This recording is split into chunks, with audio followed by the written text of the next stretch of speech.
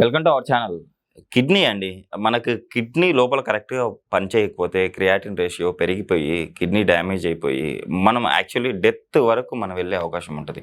But అలాంటి problems వచ్చేదానికి first kidney stones కారణమవుతాయి. ఇలాంటి కిడ్నీ స్టోన్స్ రాకుండా ఉండాలంటే ఎలాంటి హోమ్ రెమెడీస్ ఉన్నాయి? ఆయుర్వేదిక్‌లో ఎలాంటి ట్రీట్మెంట్‌లు ఉన్నాయి? ఈ విషయాలను తెలియజేయడానికి మనతో పాటు ఉన్నారు MD Ayurveda doctor T. Mahesh Babu గారు. సో సార్ ద్వారానే ఈ విషయాలను తెలుసుకుందాం. నమస్తే సార్. సార్, కిడ్నీ స్టోన్సే మెయిన్ కిడ్నీ డ్యామేజ్ అవ్వడానికి మెయిన్ ఫస్ట్ కారణం అంటుంటారు. సో అంటే ఈ కిడ్నీ స్టోన్స్ ఎంత ఉంటే మనం న్యాచురల్గా బయటకు తెప్పించుకోవచ్చు, హోమ్ రన్ ఇస్తారా? లేకపోతే కానీ అది సర్జరీలు లేజర్ వరకు వెళ్ళే అవకాశాలు ఉంటాయి? సో యాక్చువల్గా కిడ్నీ స్టోన్ అనేది ఒక 13-14 mm వరకు కూడా మనం ఈజీగా బ్రేక్ చేసి బయటికి తెప్పించవచ్చండి. Okay sir. ఓకే, సో అంతకు మించి కొంచెం పెద్దది ఉన్నా అండ్ అది ఎక్కడ ఉంది అనేది కూడా చాలా ఇంపార్టెంట్. ఓకే. ఇప్పుడు మీరు అన్నారు కిడ్నీ డిసీజెస్కిను ఇది ఒక రీజన్ అంటే అది ఎప్పుడవుతుందంటే కరెక్ట్గా కొన్ని ప్లేసెస్ ఉంటాయన్నమాట. ఆ ప్లేసెస్లో ఇరుక్కుని అసలు మొత్తం కిడ్నీకి వాపు వచ్చేంత కూడా చేస్తుంది అనమాట. Okay sir. సో ఆ ప్లేస్ని బట్టించి ఒకవేళ ఇమీడియట్గా సర్జరీ లాంటిది ఏమైనా అవసరం ఉంటే సర్జరీ చేయించాలి. బట్ ఆ ప్లేస్ ఒక సేఫ్ అంటే ఎమర్జెన్సీ లాంటిది కాకుండా సైజ్ ఒక 14 mm వరకు అయితే డెఫినెట్గా మనం మెడిసిన్తో దాన్ని బయటికి తెప్పించేయచ్చు అనమాట. ఓకే. సో కిడ్నీ స్టోన్స్ గురించి ఈజీగా మనకి క్యూర్ అవ్వాలి అనుకుంటే, ఎందుకంటే చూస్తూ ఉంటాం చాలా ఇమీడియట్గా మనకి ఈ వెనకాల నుంచి ముందుకి ఇలా నొప్పి వస్తుందండి అని, యూరిన్ పోసేటప్పుడు మంట వస్తుందని ఇలా రకరకాలుగా చెప్తారు. కాబట్టి ఫస్ట్ అవి తగ్గించాలి. అలాగే ఆ స్టోన్ అనేది పగిలిపోయి నెక్స్ట్ యూరిన్లో తెప్పించేయాలంటే మనకి మంచిగా ఈజీగా మనకి పల్లెటూరులో కానీ ఈజీగా మన కాలనీలో కానీ దొరికేది ఏంటంటే కొండపిండి ఆకు. ఓకే. సో కొండపిండి ఆకు అని పేరులోనే మీకు అర్థమవుతూ ఉంటుంది. సో కొండ పిండి, సో కొండ లాంటి దాన్ని కూడా పిండి చేసేది అని. ఓకే. కొండపిండి ఆకు అని యూజువల్గా అందరూ కూడా పిలుస్తూ ఉంటారు. అండ్ మనకి లైక్ చెట్లు ఎక్కువ ఉన్న చోట ఈజీగా పెరుగుతుంటుంది. ఓకే. సో తెల్ల పూలు ఉంటాయి, తెలుపు పూలు ఉంటాయి. ఓకే. సో దాన్ని ఒక కూరలాగా కానీ పప్పులో వేసుకుని తింటూ ఉంటారు. అంటే ఎవరికైనా యూజువల్గా మేము ఇటు మీరు శ్రీశైలం అడవుల వైపు కానీ వెళ్తే కనుక మేము కొంతమంది అక్కడ ఉన్న వాళ్ళతో మాట్లాడితే, ఎవరు గిరిజనులు వాళ్ళు వీళ్ళు ఉంటారు కదా, వాళ్ళతో మాట్లాడినప్పుడు వాళ్ళు ఏం చెప్తారంటే వాళ్ళకి ఏమైనా ఇటువైపు కొంచెం నడువు నొప్పి కానీ లేదంటే యూరిన్లో చిన్నగా ఏమైనా వాళ్ళకి కొంచెం ఇబ్బంది అనిపించినా వెంటనే ఆకు తెచ్చుకుని ఇంట్లో వండుకుని తింటారు. Okay sir. సో వాళ్ళకి అంత నాలెడ్జ్ ఉంది. సో అలాంటి కొండపిండి ఆకుని కనుక మనం ఏదో విధంగా తీసుకుని, ఎందుకంటే చాలా ఆయుర్వేదిక్ మెడిసిన్స్లో కూడా అది ఉంటుంది. సో దాన్ని ఎండబెట్టుకుని పౌడర్ చేసుకుని కూడా తీసుకోవచ్చు, లేదా అప్పటికప్పుడు ఫ్రెష్గా మనం కూర లాంటివి చేసుకుని అయినా తినచ్చు. తీసుకుంటే కనుక స్టోన్ అనేది బ్రేక్ అయ్యి మనకి బయటికి రావడం అయితే జరుగుతుంది. Okay sir. సరే, అంటే ఈ ఫుడ్ విషయానికి వస్తే ఈ కొండపిండి కాకుండా ఎలాంటి ఆహార పదార్థాలు తీసుకోవాలి స్టోన్స్ ఫామ్ అవ్వకుండా ఉండాలంటే? స్టోన్స్ ఫామ్ అవ్వకుండా ఉండాలి అంటే యాక్చువల్గా ఫస్ట్ వాటర్ అనేది ఎక్కువ తీసుకోవాలి. Okay sir. మనకి ఇప్పుడు ఈ స్టోన్స్ అయితే వేటి నుంచి అయితే ఫామ్ అవుతాయో, లైక్ కాల్షియం అనేది కానీ ఫాస్ఫరస్ అని కానీ, ఇవన్నీ ఏంటంటే మనకి వాటర్ అనేది బాడీలో ఫ్లష్ చేస్తూ ఉంటుంది. సో డీహైడ్రేషన్ అనే కండిషన్ని అవాయిడ్ చేస్తూ ఉండాలి.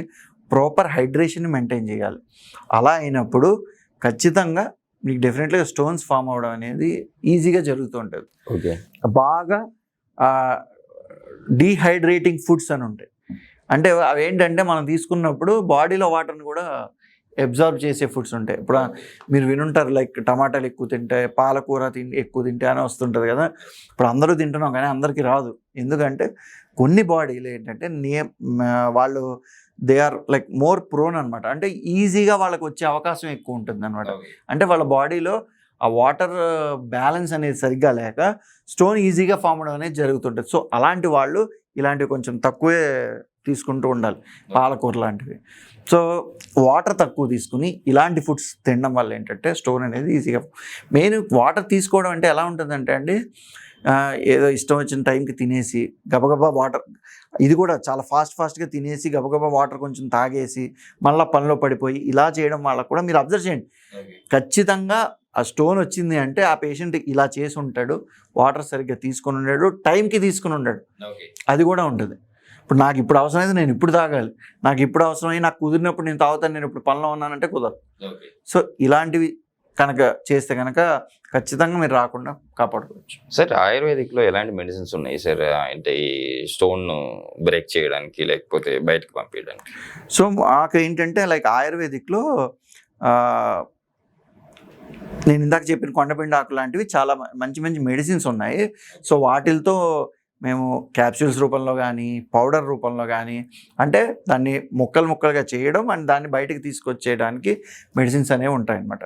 అండ్ ఇన్ఫెక్షన్ లాంటివి ఏమీ రాకుండా ఒకవేళ అప్పటికి ఇన్ఫెక్షన్ ఫామ్ అయినా వాటిని కంప్లీట్గా క్యూర్ చేసి యూరిన్ వచ్చే ఫ్లోని కరెక్ట్ చేసి సెట్ చేయగలిగే మెడిసిన్స్ అయితే చాలా ఉన్నాయి అండ్ మంచి ట్రీట్మెంట్స్ ఉన్నాయి. సో ఖచ్చితంగా సైజుని బట్టించి ప్లేస్ గురించి ఒకసారి డాక్టర్ మాతో మాట్లాడితే అది సర్జరీ అవసరమా లేకపోతే మెడిసిన్స్తో తగ్గిపోతుందా అన్నది మేము చెప్తాం. Okay sir.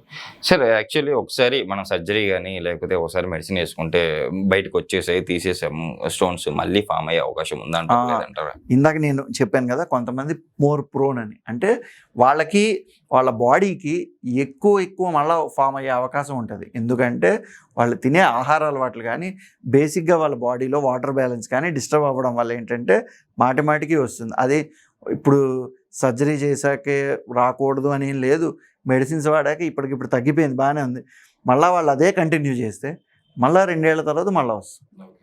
సో ఖచ్చితంగా వాళ్ళనే కాదు మనందరం కూడా ప్రాపర్ క్వాంటిటీ ఆఫ్ వాటర్ అనేది తీసుకోవాలి. ఓకే. అండ్ ఏవైతే ఫుడ్స్ ఎక్కువ డీహైడ్రేటింగ్ ఉంటాయో వాటిని అవాయిడ్ చేయాలి. కనీసం ఫర్ ఎగ్జాంపుల్ ఈ వర్షాకాలం తీసుకోండి, శీతాకాలం తీసుకోండి. శీతాకాలం పరంగా ఒక రకంగా ఉంటుంది. ఇప్పుడు మీరు ఎండాకాలంలో ఉండి వాటర్ తక్కువ తాగుతూ ఈ డీహైడ్రేటింగ్ ఫుడ్స్ తీసుకున్నారనుకోండి, ఓకే, వాళ్ళకి ఇంకా ఎక్కువ అవకాశాలు ఉంటాయి. ఓకే. సో అంటే వర్షాకాలంలో మనం తక్కువ వాటర్ తాగినా కూడా కొంచెం బెటర్ కదా. ఓకే. కానీ బేసిక్గా ఏంటంటే సమ్మర్లో ఇంకా ప్రాబ్లం ఉంటుంది అది. బట్ మనిషి అన్నవాడు డెఫినెట్గా బాడీకి ఎంత వాటర్ కావాలో అంత ఉంటుంది. అండ్ ఇంకోటి గుర్తుపెట్టుకోండి, బాడీ ఈ ఒక్కొక్కళ్ళకి లీటర్లు తాగేయండి అన్నది రాంగ్. ఓకే. మినిమం ఎంత తాగాలి సార్? అదే చెప్తున్నా, మీ బాడీకి వేరు ఉంటుంది, నా బాడీకి వేరు ఉంటుంది. సో ఇప్పుడు చాలామంది నాకు పేషెంట్లు చెప్తుంటారు, పొద్దున్న లేచి నేను ఇన్ని లీటర్లు తాగేస్తున్నానండి, నాకెందుకు ప్రాబ్లం వచ్చిందంటే వస్తుంది. ఎక్కువ వాటర్ తాగినా కూడా ప్రాబ్లమ్స్ వస్తాయి ఖచ్చితంగా వస్తాయి. మీకు అంతెందుకు డైజెషన్ ఇష్యూస్ కూడా వస్తాయి. సో ఇది ఎలా ఉంటుందంటే ఎవరి బాడీ, ఇప్పుడు నేను అన్నాను కొంతమందికే వాటర్ బ్యాలెన్స్ ఉండదు, వాళ్ళకే స్టోన్స్ ఎక్కువ ఫామ్ అవుతాయి, వాళ్ళకి ఎందుకు ఫామ్ అవుతాయి? వాళ్ళు ఎక్కువ వాటర్ తాగాలి, మనకన్నా ఎక్కువ వాటర్ తాగాలి. అలా అని వాళ్ళు 5 తాగుతూ ఉండాలి. అండ్ ఇంకోటి, ఇప్పుడు శ్రమను బట్టించి కూడా తాగాలి వాటర్. ఓకే. ఇప్పుడు కొంతమంది జాబ్స్ ఎలా ఉంటాయండి, ఏసీలో కూర్చుని సిస్టమ్ ముందు చేస్తారు, అదొక రకంగా ఉంటుంది. స్వెటర్ అది కాబట్టి తక్కువ తాగినా పర్లేదు, అది వాళ్ళకి వేరే ఉంటుంది వాళ్ళ బాడీ పట్టించి. ఇప్పుడు కూలీ కష్టం చేసేవాళ్ళు ఎక్కువ తీసుకోవాలి, ఎందుకంటే వాళ్ళకి చెమట రూపంలో పోతూ ఉంటుంది. సో అలాగా మనిషి చేసే పనిని బట్టించి మనిషిని తీరు బట్టించి మనం వాటర్ అనేది తీసుకోవాలండి. ఓకే సార్, నిజంగా ఈరోజు మన ప్రేక్షకులకి వాటర్ ఎలా తీసుకోవాలి, కిడ్నీ స్టోన్స్ ఎందుకు ఫామ్ అవుతాయి, అట్ ద సేమ్ టైం ఆయుర్వేదిక్లో ఎలాంటి ట్రీట్మెంట్లు అందుబాటులో చాలా చక్కగా వివరించారు సార్. Thank you.